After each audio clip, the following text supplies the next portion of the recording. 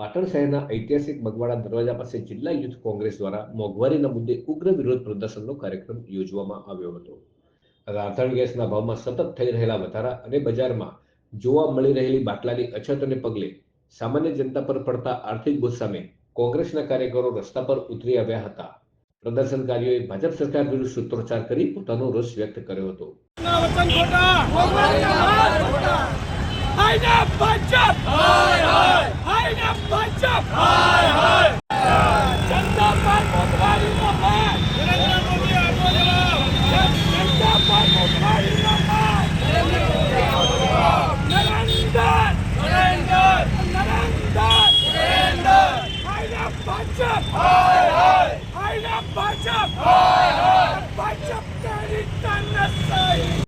વિરોધ પ્રદર્શન દરમિયાન યુથ કોંગ્રેસના કાર્યકરોએ માર્ગ પર ઉતરીને ચક્કાજામ કરવાનો પ્રયાસ કરતા વાહન વ્યવહાર ખોરવાયો હતો.